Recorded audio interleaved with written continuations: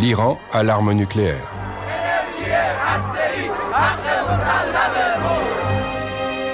Israël est démoralisé et les États-Unis sont profondément divisés.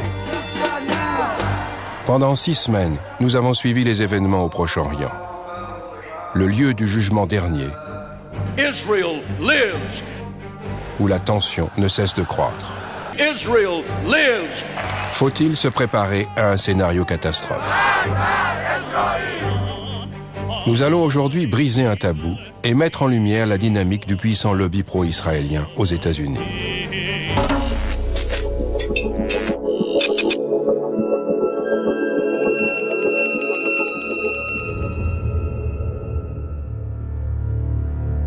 En 2006, 2 politologues conservateurs américains de renom, Stephen Walt et John Mearsheimer, ont écrit un article sur l'influence du lobby pro-israélien sur la politique étrangère des États-Unis. Vous voyez, ça a été publié le 23 mars 2006. Le titre est là. Il me semble que la version de Harvard a été téléchargée plus de 350 000 fois. Les États-Unis soutiennent Israël de diverses façons. Nous leur fournissons des aides militaires et économiques qui s'élèvent à peu près à 3 milliards de dollars par an. Malgré sa relative richesse, Israël reçoit plus d'aide extérieure que n'importe quel autre pays au monde. Nous opposons constamment notre veto aux résolutions de l'ONU condamnant Israël. Ceux qui sont contre, 14 voix pour, 1 voix contre.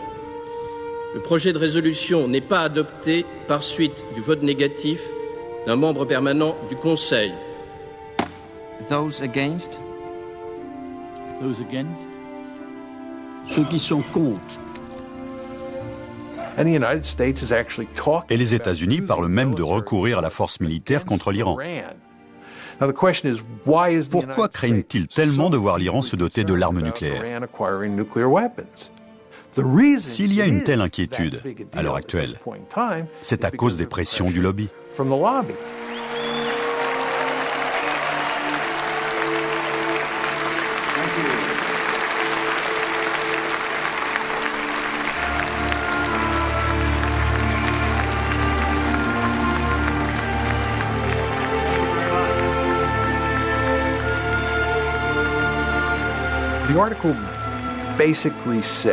L'article dit en substance qu'il existe aux États-Unis un groupe d'intérêts puissants qui se donne beaucoup de peine pour infléchir la politique étrangère américaine de façon à ce qu'elle soit favorable à Israël.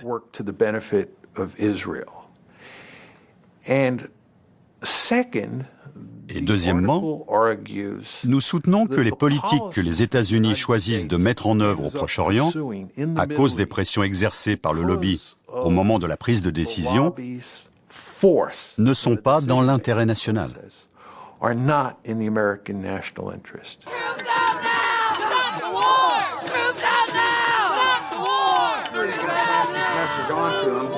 A free, prosperous, and secure Israel is in this nation's national interests.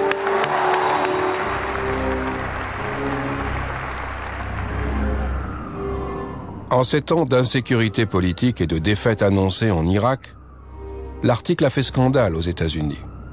Il réveille le vieux débat entre démocrates et républicains, américains et israéliens, juifs et chrétiens, et isolationnistes et interventionnistes.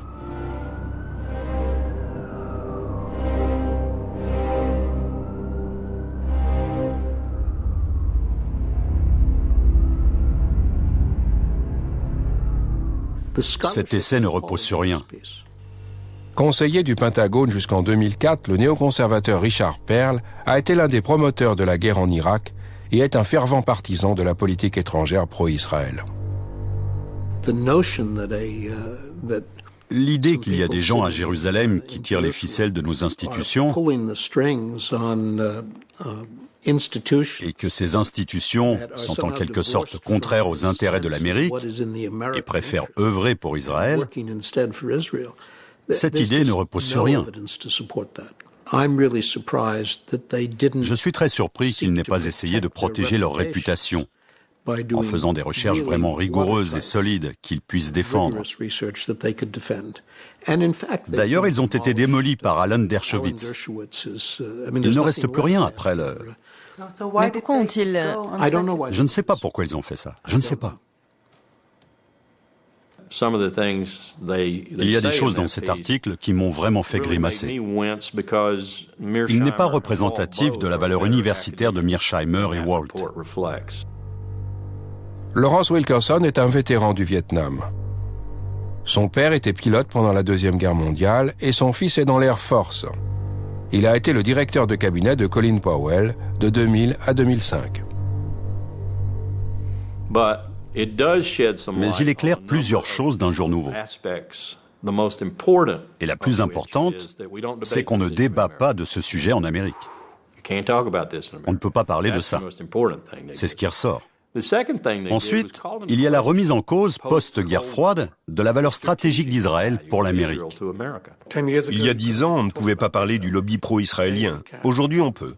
C'est un sujet explosif et polémique, mais on en parle. Tony Judd est né en Angleterre juste après la Deuxième Guerre mondiale de parents juifs ashkénazes. Dans les années 60, il a travaillé dans un kibboutz et pour Tsahal. D'après lui, l'État d'Israël est en train de perdre toute crédibilité.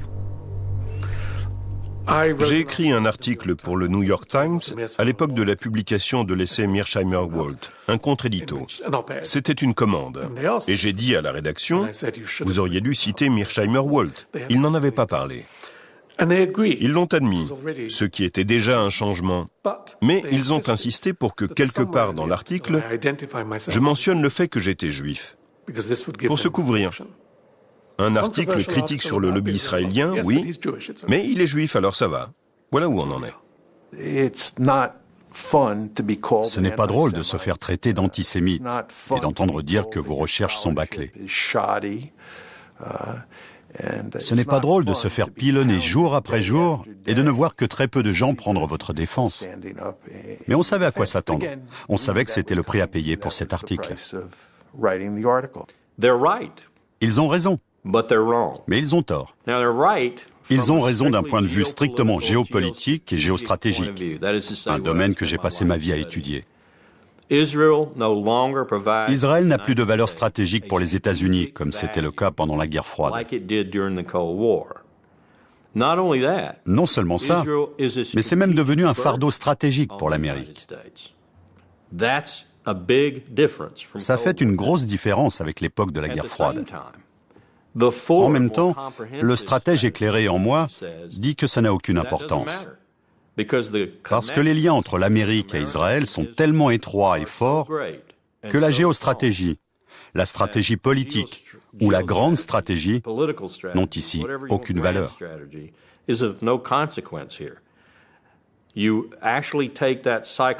Quand on élève cette composante psychologique au niveau de la stratégie, on voit que l'Amérique ne pourrait pas s'en aller, même si elle le voulait. Messieurs Walt et Mearsheimer, vous avez peut-être raison techniquement, mais en réalité, vous avez tort. Parce que l'Amérique ne peut pas dire « Israël, débrouille-toi ». Ça ne peut pas marcher. Ça ne peut pas marcher parce qu'on a un lobby juif très puissant en Amérique.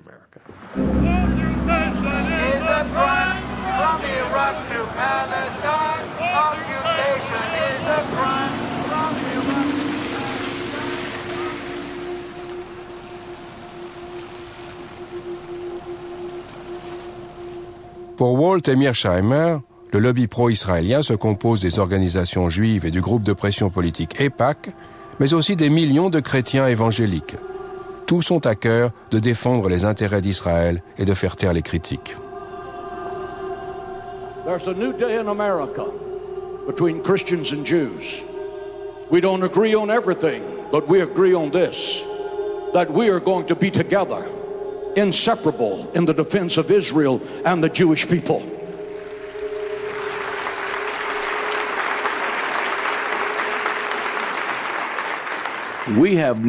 Notre infrastructure compte plusieurs millions de personnes. On a plus de 22 000 leaders spirituels, dont certains ont entre 1 million et 1,5 million de noms dans leur fichier d'adresse. Les plus grands télévangélistes d'Amérique soutiennent notre action parce que tous les évangéliques obéissent à la Bible. Et la Bible nous enjoint clairement de soutenir l'État d'Israël. Pour John Hagee, il est du devoir des chrétiens de soutenir Israël. De la même façon, il considère l'Iran et les autres États islamiques hostiles à l'État hébreu comme l'antéchrist. Après la dernière guerre au Liban en 2006, sa congrégation a réuni 8 millions de dollars pour venir en aide aux Israéliens. Again, there's a new Hitler, and he's the president of Iran, and he intends to build nuclear weapons, and his brazen declarations against the Jews in America have been carried on the front pages of America's newspapers. Ladies and gentlemen, we must demonstrate courage. We must demonstrate intellectual honesty. We must demonstrate the willingness to stand up and to speak out. We must act now to stop Iran before the maniacal dream of exterminating the Jewish people becomes a nuclear holocaust. And I am hopeful that the American government will have the courage to help Israel in its day of adversity against tyrants.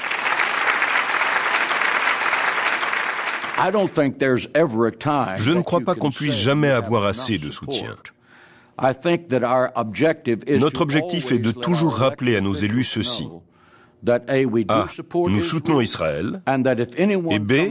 Si l'un d'eux s'oppose intentionnellement à Israël, nous ferons tout ce qui est en notre pouvoir pour qu'il ne soit pas réélu.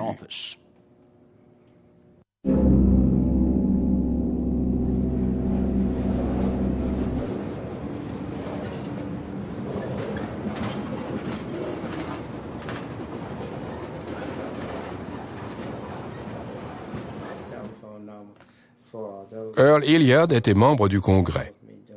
Dans les années 90, il a voulu se rapprocher de la Libye, un pays avec lequel les États-Unis n'avaient alors aucune relation diplomatique. Hilliard s'est rendu à Tripoli à plusieurs reprises et a noué des liens étroits avec Kadhafi. Voilà ce qu'a fait l'AIPAC. Certains membres du Congrès américain soumettaient des résolutions condamnant la Libye et il les regroupait avec celles sur la Syrie, l'Iran et l'Irak. Il soumettait ces résolutions régulièrement en réclamant toutes sortes de sanctions et d'actions.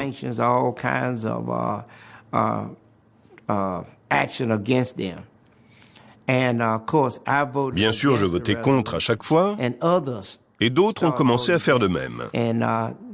J'ai découvert par la suite que ce qui les avait vraiment énervés, c'est que des parlementaires sont venus me voir en demandant ce qui se passait. Et j'ai dit, on négocie. Et après? Plusieurs personnes m'ont appelé parce qu'elles avaient vu et entendu des choses sur CNN. Elles m'ont dit, regarde CNN. En pleine période préélectorale, son adversaire politique dans ce district d'Alabama reçoit de New York une contribution de 300 000 $ pour sa campagne. Un don exceptionnel. Ils ont inondé la radio et la télévision de spots publicitaires. Il faut bien comprendre l'ambiance qui régnait dans le pays. C'était juste après le 11 septembre, et la plupart des Américains ne distinguaient pas Saddam Hussein de Kadhafi ou Kadhafi de Ben Laden. Ils ne faisaient pas la différence. Pour eux, c'était du pareil au même. Or, la plupart des spots m'associaient à ces hommes et disaient que je les soutenais.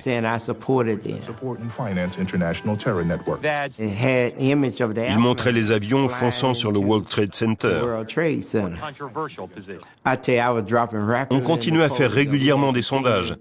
Et je peux vous dire que ma cote a rapidement chuté. Il faut avouer que ça a été bien organisé et rondement mené. Après coup, je me suis dit, bon sang, ils avaient tout prévu. J'ai perdu l'élection.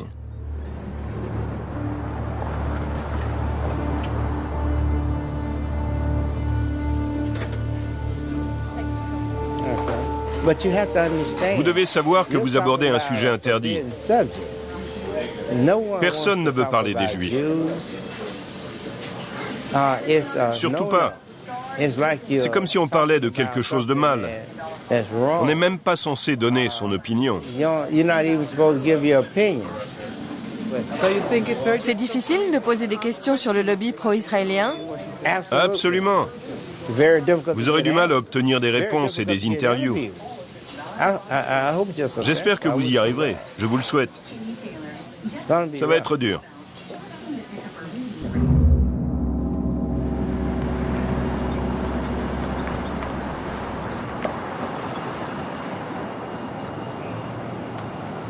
Il y a une machine énorme et très puissante qui sait immédiatement quand quelqu'un défend des opinions anti-israéliennes et qui passe aussitôt à l'attaque. Je vais vous donner un exemple très concret. Il m'est arrivé de mentionner l'essai Mearsheimer-Walt une fois au cours d'une conférence dans une des universités où j'enseigne. Dans les 48 heures qui ont suivi, j'ai reçu un email d'Alan Dershowitz.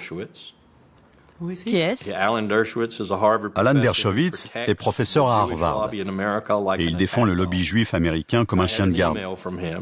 Il m'a envoyé un email dans lequel il me disait en substance que, d'après lui, en prenant la défense de l'essai Walt-Mearsheimer, je ne rendais pas justice à la relation israélo-américaine, à l'existence d'Israël dans le monde, etc.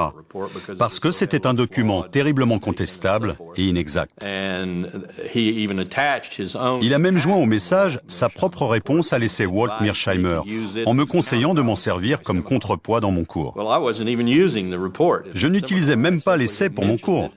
Je le mentionnais simplement pour montrer la colère de certaines personnes face à l'absence de discussion et au manque de débat sur ces sujets en Amérique.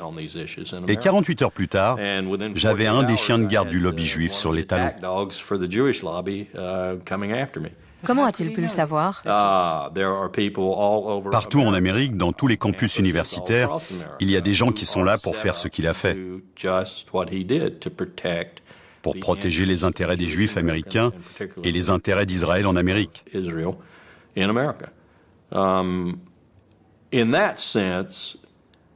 De ce côté-là, le lobby juif est certainement beaucoup plus organisé et il peut se mobiliser beaucoup plus rapidement contre une menace potentielle que n'importe quel autre groupe de pression.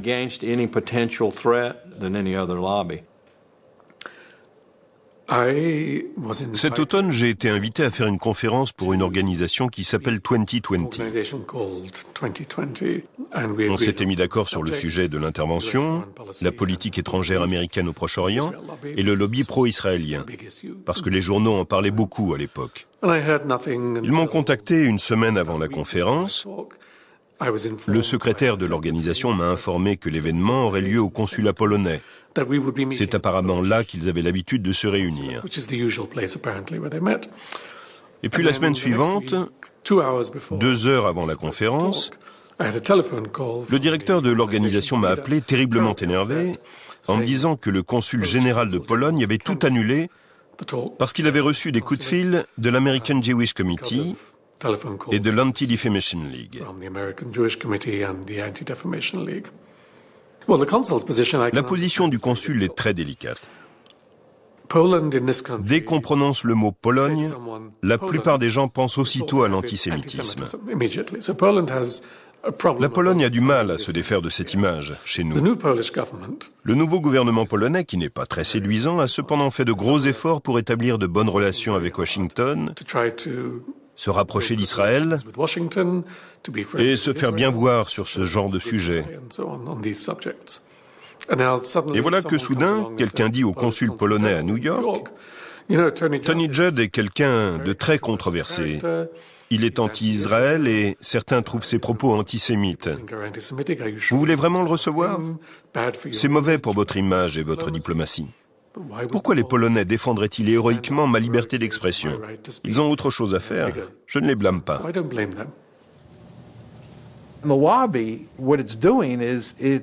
Ce que fait le lobby, c'est qu'il s'attaque à nous de façon très agressive dans le but de nous réduire au silence. Et aussi dans le but de bien faire comprendre aux gens que s'ils suivent l'exemple de Jimmy Carter, de Tony Judd, de John Mearsheimer ou de Steve Walt, ils devront payer le prix fort pour cette transgression. C'est un exemple dissuasif. Ils veulent dissuader les gens de faire comme nous.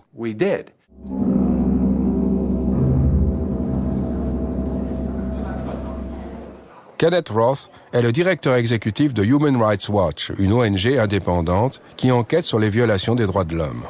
Après son rapport sur la guerre au Liban, Roth a été pris à partie.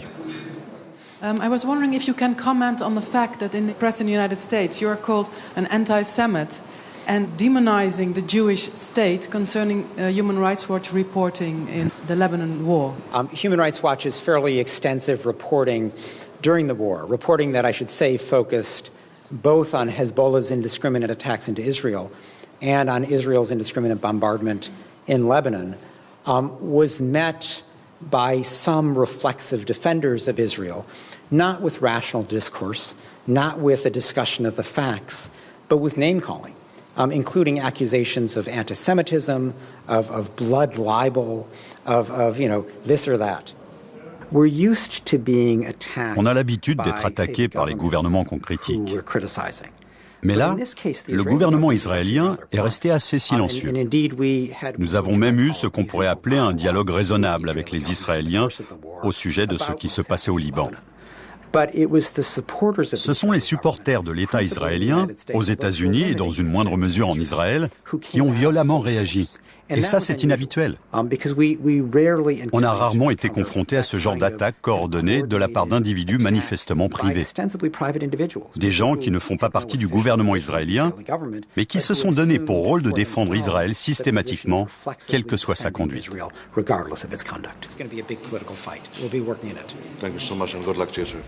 Le fait que vous soyez juif est important ? Je pense que dans le cadre du débat sur la guerre au Liban, c'était important, parce qu'il était plus difficile pour les défenseurs systématiques d'Israël de me traiter d'antisémite. Ce n'était pas crédible. Mon père a fui les nazis et les parents de ma mère ont échappé au pogrom en Pologne et en Biélorussie. Je n'ai pas le profil d'un antisémite. Bien sûr, il y a le vieil argument du juif qui se hait lui-même, mais ça ne me correspond pas non plus. Et plus personne ne tient ce genre de discours. Pourquoi ? Pourquoi ne pas laisser les incompétents comme moi faire leur petit speech ? Remontons un peu dans le temps. Ça n'a pas toujours été comme ça. Ça a commencé dans les années 70. Avec la montée des politiques identitaires en Amérique, il a d'abord été en vogue, puis politiquement et économiquement normal, de se dire noir américain, italo-américain ou irlandais américain. Mais personne ne dit « je suis juif américain ». Et entendre « tu es juif américain », c'est un peu dérangeant. Il faut pourtant qu'ils aient une identité. Et ce besoin d'avoir une identité culturelle au même titre que les Italo-américains, les Noirs américains ou les Hispano-américains, s'est traduit par deux facteurs d'identification extérieure. Israël d'une part, et Auschwitz de l'autre. Un dans l'espace et un dans le temps. Être juif, c'est être ému par le souvenir de la Shoah et s'identifier à Israël. Même si vous n'avez aucun lien personnel avec la Shoah et que vous n'êtes jamais allé en Israël, ce qui est le cas de la plupart d'entre eux. Le résultat, c'est qu'ils sont extraordinairement susceptibles, politiquement et personnellement. Ce n'est pas une invention politique, ça se sent vraiment. Dès qu'ils ont conscience d'une critique contre Israël ou d'un oubli de la Shoah. Parce que ça touche à l'identité même des Juifs américains.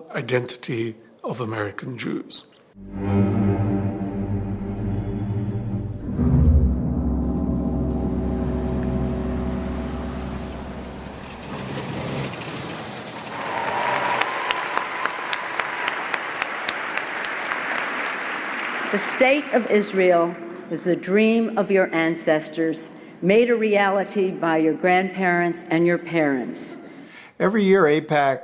Chaque année, l'AIPAC organise une conférence à l'intention de tous ses sympathisants. Ça se passe à Washington. L'AIPAC est un groupe très puissant qui s'efforce d'infléchir la législation et les autres aspects de la politique américaine au Proche-Orient. C'est un véritable événement avec un petit côté Hollywood. Ils passent des films pour montrer la mobilisation des gens et chauffer le public.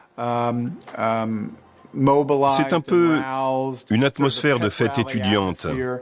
Ils font venir un très grand nombre d'hommes politiques importants. America and Israel share an unbreakable bond. AIPAC is one of the reasons why. All of us share a fundamental belief that the freedom and security of Israel are a vital interest of the United States of America. We need you now more than ever.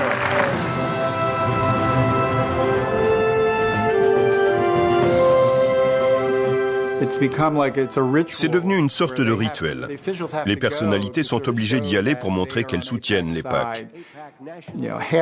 On y voit la moitié du Congrès, des hauts fonctionnaires, et chaque année, ils ont un orateur principal qui est toujours quelqu'un de très haut placé.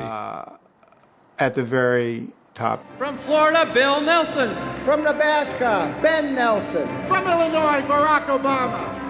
From Arkansas, Mark Ryan. Can we have a picture first, please? Wait. I think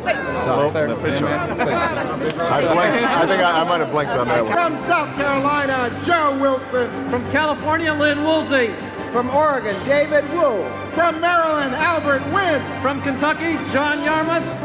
And I also want to mention former member of Congress, AIPAC L'AIPAC s'efforce avec succès d'éprouver constamment la loyauté des membres du Congrès à sa cause.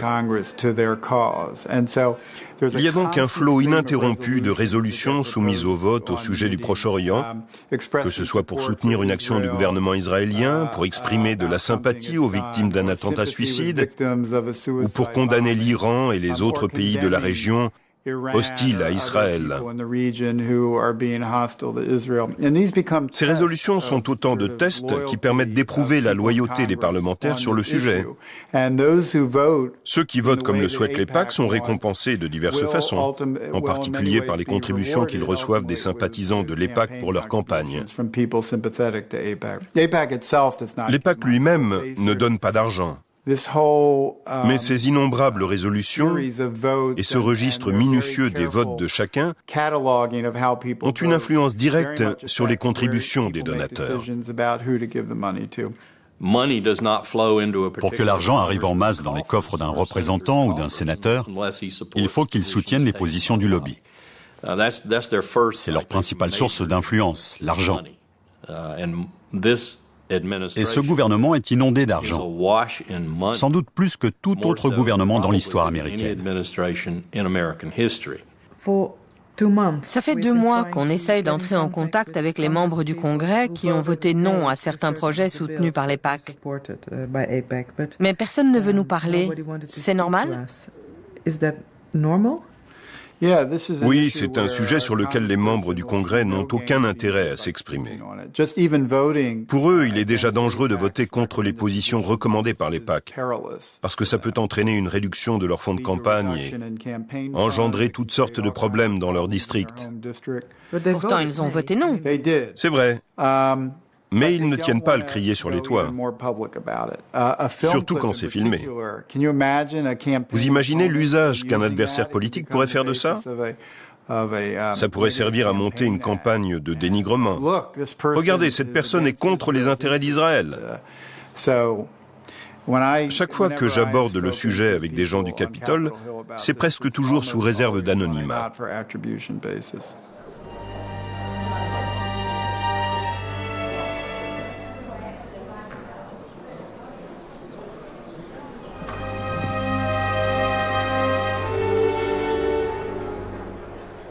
Un jour, un sénateur démocrate très connu m'a parlé en confidence. C'était à l'occasion d'une conférence à Paris. Il était tard, on était à l'hôtel. Il me parlait du Proche-Orient et ses critiques contre Israël étaient très similaires à mes propres idées. Je lui ai dit, vous ne dites jamais tout ça au Sénat, pourquoi ? Vous avez peur de perdre le vote juif ? Il m'a répondu, pas du tout. Ça n'a rien à voir avec le vote juif. Je viens d'un État, je ne peux pas vous dire lequel bien sûr, où il y a très peu de juifs. Et quoi qu'il advienne, ils continueront à voter pour moi. Ce n'est pas le vote juif, le problème n'est pas là. Ce n'est pas non plus l'argent, je ne reçois pas d'argent du lobby pro-israélien. Mais il a ajouté, imaginez que j'arrive au Sénat et que je fasse un discours émouvant pour expliquer que nous devons prendre nos distances vis-à-vis d'Israël et mieux comprendre la situation des Palestiniens. Je convaincrai peut-être 5 ou 10 sénateurs de voter une motion générale à l'encontre d'Israël, au mieux, mais rien de plus. Et après ça, a-t-il ajouté, je serai fini au Sénat. Plus personne ne voterait dans mon sens si je voulais obtenir quelque chose pour mon État, une loi sur l'éducation, une loi de finances ou un impôt.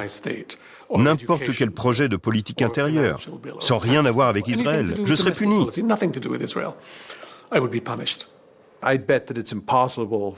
Je suis sûr que Steve et moi, on ne pourra jamais accéder à un poste à responsabilité au sein du gouvernement américain. Pour vous donner un exemple, Steve était invité à un dîner avec un candidat présidentiel à Harvard. Une semaine après la sortie de l'article, la femme qui avait organisé le dîner est venue voir Steve et elle lui a dit qu'elle était obligée d'annuler son invitation. Parce que l'équipe du candidat en question avait appelé en disant qu'il n'était pas pensable pour un candidat présidentiel de participer à un dîner avec lui. America and Israel have a special friendship. You have devoted yourselves to strengthening the bonds between the United States and Israel. The United States will stand with Israel now and forever. Si un homme politique exprimait l'opinion que les États-Unis ne doivent plus soutenir Israël, que se passerait-il à votre avis ? Il ne serait pas réélu. C'est presque certain. Il y a peut-être un district ici ou là. Il y a 435 élus à la Chambre des représentants et 100 sénateurs, ce qui fait 535 en tout. Nous avons 52 gouverneurs. Il est tout à fait possible que quelque part, dans un des districts électoraux, on réélise un candidat qui a dit « On devrait abandonner Israël, couper les ponts avec Israël ». Mais c'est assez peu probable. Et je serais surpris qu'il y ait plus de 3 ou 4 districts où ce soit concevable. I appreciate but we can vote you. That's and I'm okay. sorry. But I appreciate the friendship. If you will come in Italy, I want to introduce you with a member of parliament, Italian parliament. I would enjoy that very much. Thank you so much. Thank you for everything.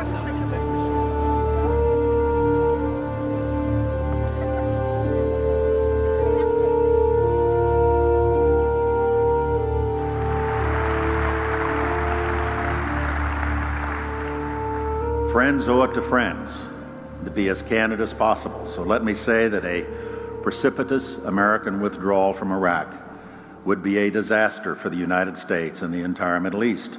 A sudden withdrawal of our coalition would dissipate much of the effort that's gone into fighting the global war on terror and result in chaos and mounting danger. And for the sake of our own security, we will not stand by and let it happen.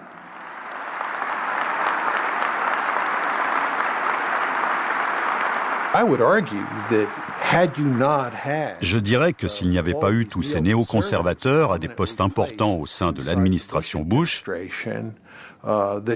Colin Powell n'aurait jamais fait cet exposé scandaleux au début du mois de février 2003, qui a joué un rôle si critique dans le retournement de l'opinion publique américaine.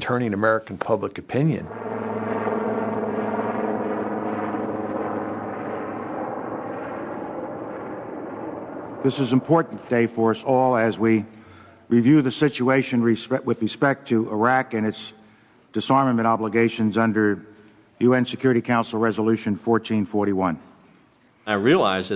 J'ai été saisi quand je l'ai écouté au Conseil de sécurité de l'ONU. Chaque fois que je l'avais entendu, jusque-là, j'étais en train de courir à droite et à gauche pour changer des choses, discuter des graphiques, etc. Mais là, au Conseil de sécurité, je suis resté assis à regarder Colin Powell faire son exposé. My colleagues, Every statement I make today is backed up by sources, solid sources. These are not assertions. What we're giving you are facts and conclusions based on solid intelligence. As I show you these images, I will try to capture and explain what they mean, what they indicate to our imagery specialists. Let's look at one.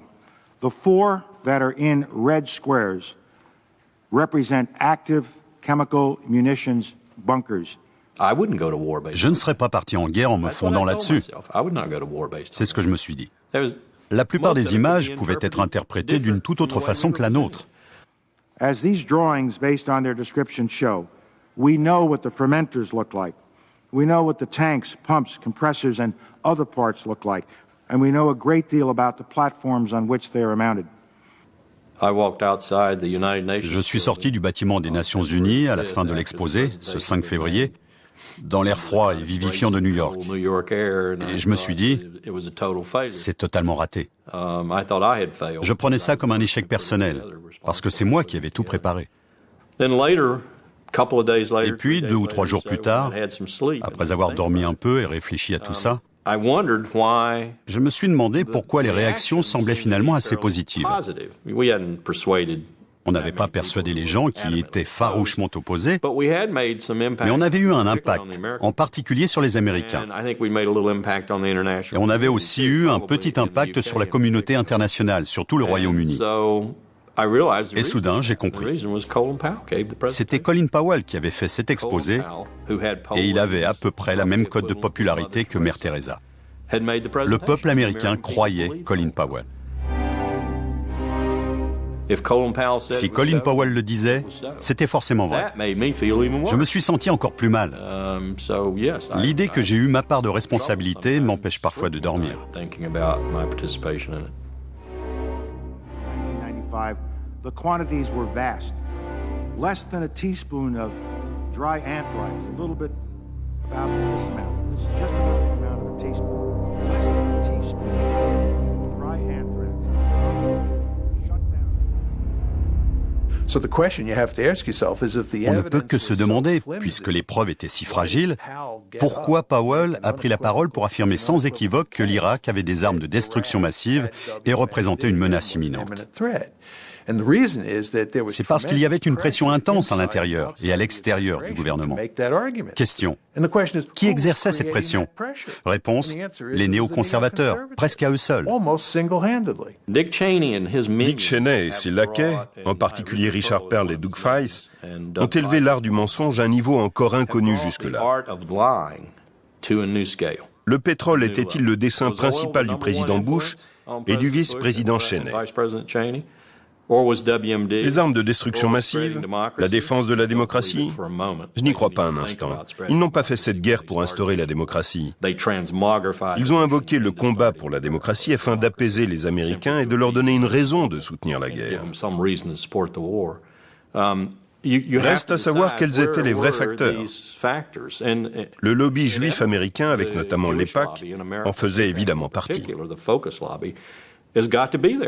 Il faudrait être naïf pour penser que ça n'a pas orienté les décisions de sécurité nationale, surtout celles de l'administration Bush. L'EPAC exerce une influence très forte à travers le vice-président Cheney, Elliott Abrams, Paul Wolfowitz et d'autres membres du gouvernement. Bien sûr, il ne faut pas perdre de vue le fait que les Israéliens fournissaient aussi au gouvernement américain des informations indiquant que l'Irak possédait des armes de destruction massive et présentait une menace imminente. Il y a un général israélien, Shlomo Brom, qui a écrit un article là-dessus. Il explique qu'Israël a directement contribué à convaincre les Américains et le reste du monde que l'Irak était une menace imminente.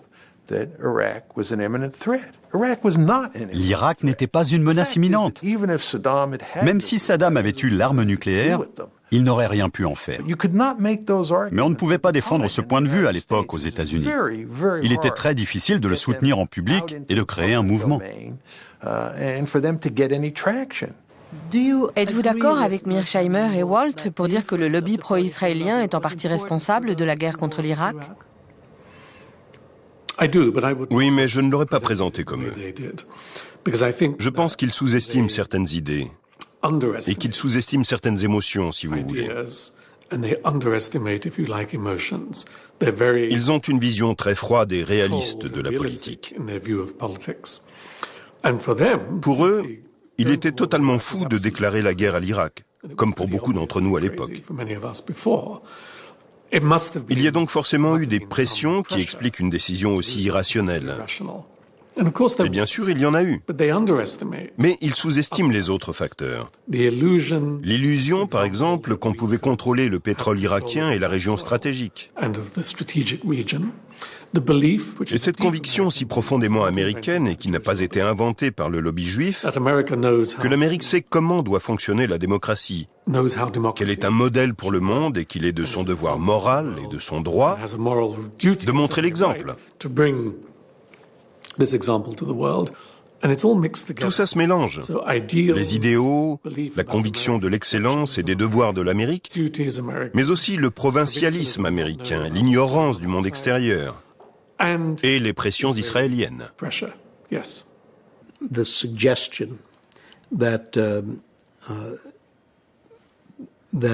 La suggestion que le lobby pro-israélien, pour reprendre ces termes, est en fait contrôlé par les Israéliens et qu'il reflète les préférences israéliennes est tout simplement fausse. On peut tout à fait le prouver. Vous ne faites donc pas partie du lobby pro-israélien? Non, je ne fais pas partie d'un lobby pro-israélien. J'ai mes propres idées. J'ai de la sympathie pour Israël, comme la plupart des Américains.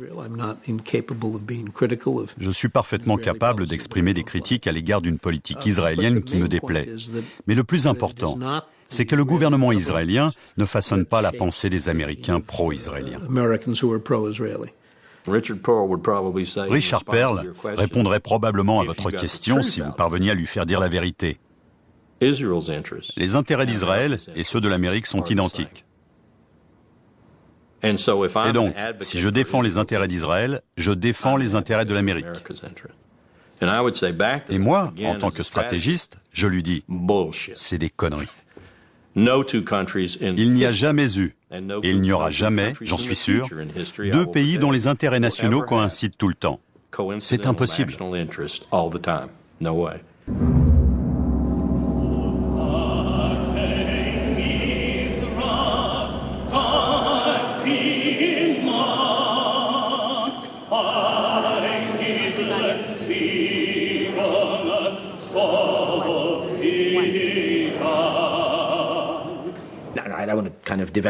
Je ne veux pas me poser en victime, mais quand je viens ici, j'ai vraiment le sentiment que c'est nous, en Israël, qui en avons payé le prix.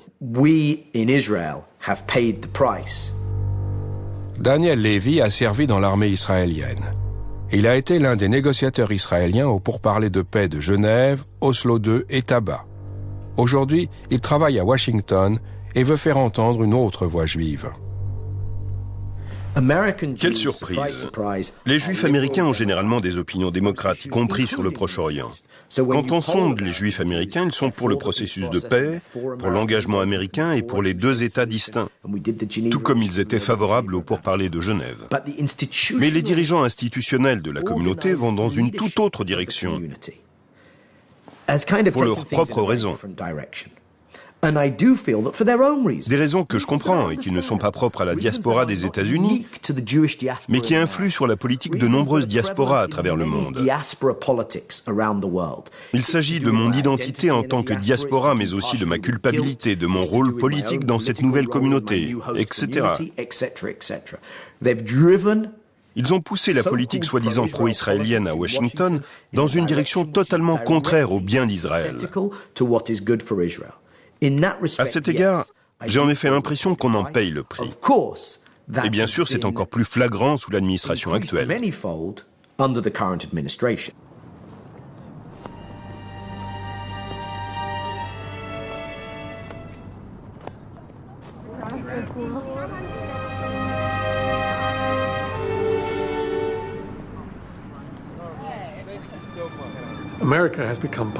L'Amérique a contribué à renforcer le statut de victime d'Israël. Je pense que tout a commencé dans les années 70. quand la communauté afro-américaine a voulu obtenir d'être enfin dédommagée de l'esclavage et des conséquences de l'esclavage en mettant en avant le fait qu'elle était victime de l'histoire.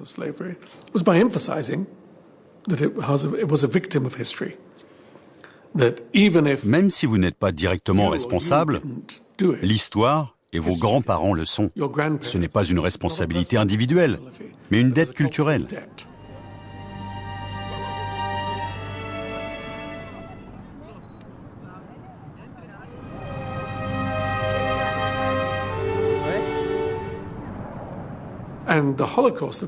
La Shoah est bien sûr le symbole ultime du statut de victime. David Ben Gurion, le premier ministre israélien, le savait très bien. Il a utilisé ça en faisant d'Israël, du pays lui-même, une victime. Si on ne peut pas critiquer quelqu'un parce que c'est une victime, que dire de tout un pays? Un pays né des persécutions en quelque sorte. J'ai très souvent eu des conversations avec des gens raisonnables qui disent « C'est vrai, Israël fait de mauvaises choses, ils occupent des territoires, volent de l'eau et des terres, bombardent des maisons, etc. » Mais il ne faut pas oublier ce qui est arrivé aux Juifs. Il y a un contexte, une histoire, une raison et une excuse à tout ça. On peut dire la même chose des Palestiniens. Il ne faut pas oublier ce qui est arrivé aux Palestiniens après la guerre de 1948 et celle de 1967. Pas étonnant qu'ils aient des kamikazes. Il y a toujours un lien entre les souffrances collectives passées et les actions individuelles présentes. Mais faire de ça une politique publique, c'est désastreux et c'est ce qui se passe aujourd'hui.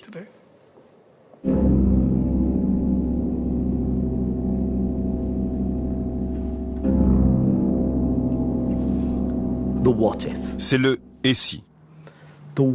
Et si, avec cette vision particulière des intérêts israéliens et des intérêts communs aux Américains et aux Israéliens, qui est bien sûr totalement contraire à ma propre conception des intérêts israéliens, et si, à force de faire pression pour imposer au peuple américain et à son gouvernement cette vision particulière, il y avait un retour de bâton. Quand je dis retour de bâton, je veux parler du risque qu'un jour ou l'autre, une majorité d'Américains, et par extension de leurs représentants élus, finissent par faire marche arrière et par dire « Nous devons absolument cesser de nous engager autant au Proche-Orient ». Peut-être qu'en réaction à tout ce qui se passe en Irak et en Iran, les gens finiront par se révolter contre notre relation avec Israël et qu'il y aura un mouvement de contestation. Peut-être que 2 ou 3 sénateurs s'exprimeront et plaideront avec insistance pour qu'on change de politique. Ça n'arrivera pas. C'est tout. Ça n'arrivera pas. Vous pouvez agiter votre baguette magique et éliminer le lobby pro-israélien dont parlent Walt et Mearsheimer, mais tout ce que j'ai dit continuera à être vrai. Vous pouvez me croire sur parole. Si ce président nous envoie faire la guerre en Iran dans les 2 prochaines années,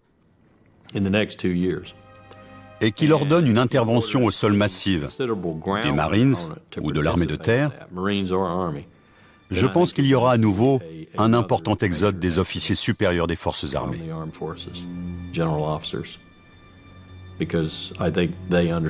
Parce que je crois qu'ils savent quelle erreur colossale ce serait de prendre une telle décision et combien cela nous rapprocherait de la 3e ou la 4e guerre mondiale. Appelez-la comme vous voudrez.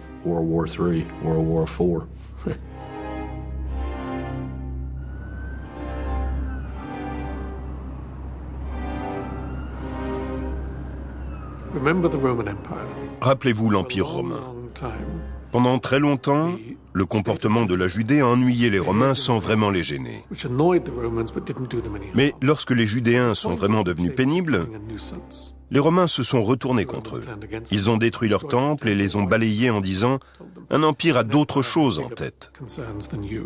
C'est ce qui attend Israël dans les 25 ans à venir. Le risque que l'Empire américain dise « Attendez une minute, vous ne comptez pas tant que ça pour nous. On a besoin de pétrole plus que de vous. Ou on n'a plus besoin de pétrole. Peu importe, ça revient au même. Ça n'en vaut pas la peine. » Et le problème de la Shoah et de l'antisémitisme décline avec le passage des générations. C'est une catastrophe pour Israël. Parce qu'Israël n'a pas d'autre ami au monde.